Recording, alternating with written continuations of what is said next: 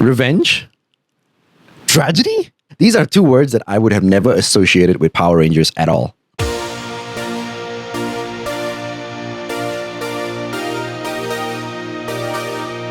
Hey guys, welcome back to the Sid Side. It's good to see you guys again. Before we begin, just want to say there's going to be a lot of spoilers for the upcoming special. So please stop right here if you don't want to listen to anything anymore, and maybe come back and we'll talk about it later in a discussion video.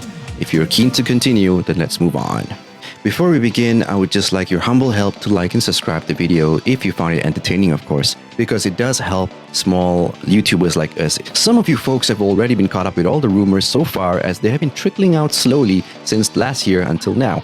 However, for those of you who don't know anything and want to know everything in one video, I've got you covered. So, to start things off, let's just read the official description that's been leaked on the Netflix website. You can go to Netflix right now and look for MMPR Reunion Special or MMPR Onceandalways, and you will come up with that result. And I'm going to read it right now. Let's go. After tragedy strikes, an unlikely young hero takes her rightful place among the Power Rangers to get revenge on the team's oldest arch nemesis.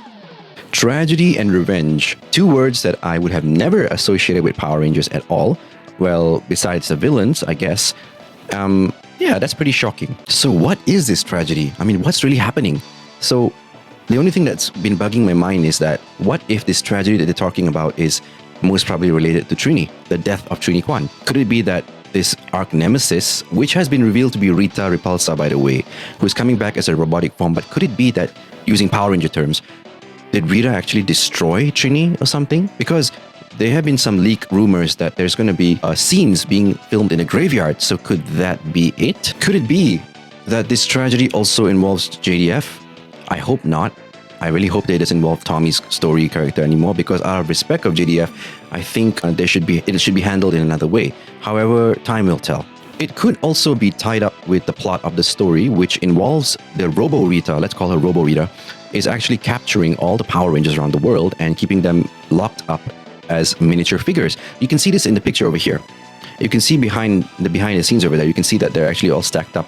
And I think they look like Lightningcollection figures, if I'm not mistaken, all stacked up behind there. Could it be this is the true tragedy that they speak of?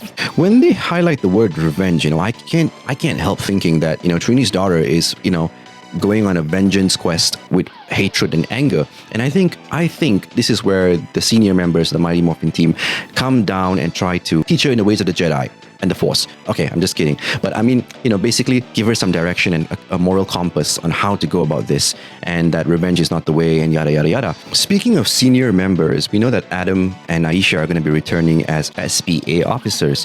What does it stand for? We don't know yet. Space Patrol Alpha, maybe? Maybe this is a preliminary branch of SPD. I love stuff like this. I love when Power Rangers digs into their lore and takes out stuff like this and, amalgamates it into this series and incorporates it. The reason they're probably doing this SPA thing, hear me out, is maybe they actually just want to continue the Mighty Morphin Power Rangers suits and their presence in the show. This means that, Charlie Kirsch, the character, the Yellow Ranger, could actually recruit other future younger cast members to actually slowly replace the originals and, form a new generation of Mighty Morphin Power Rangers. This is, of course, just a hypothesis. So we know that Rita is returning as a robot this time, and alongside two other Mighty Morphin villains, namely Snizzard and the Minotaur. This is iconic because the Minotaur was one of the first villains created by Finster in the original season of Mighty Morphin Power Rangers. Could this be a multiverse version of Rita? And this probably would lead to a much more bigger story where Charlie Kirsch, the Yellow Ranger, forms a new team of Power Rangers, like I mentioned earlier, with new younger teens taking over the suits.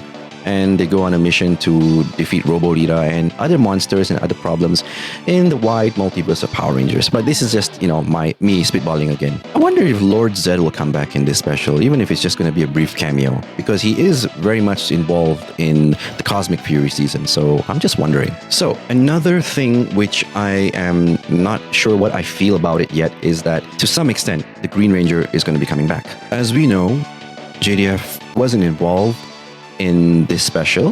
He wasn't asked to be on it. I'm not sure of the details on why, but he was not involved in this special.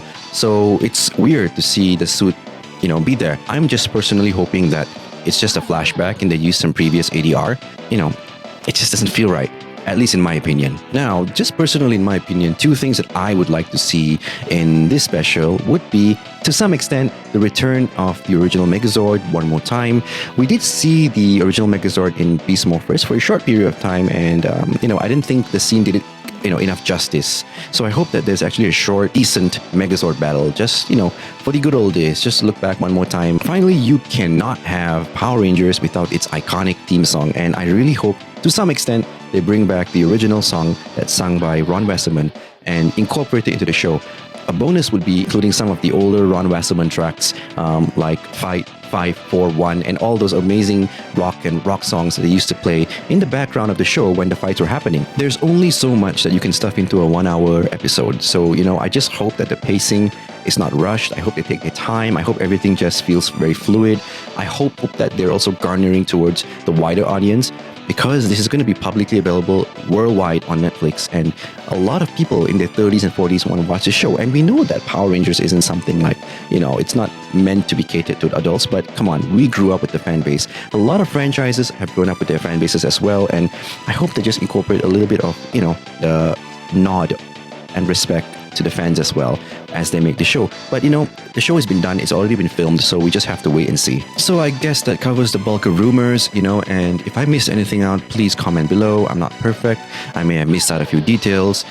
Please like and subscribe to the video, and till next time, once a Ranger, always a Ranger. It's morphin' time!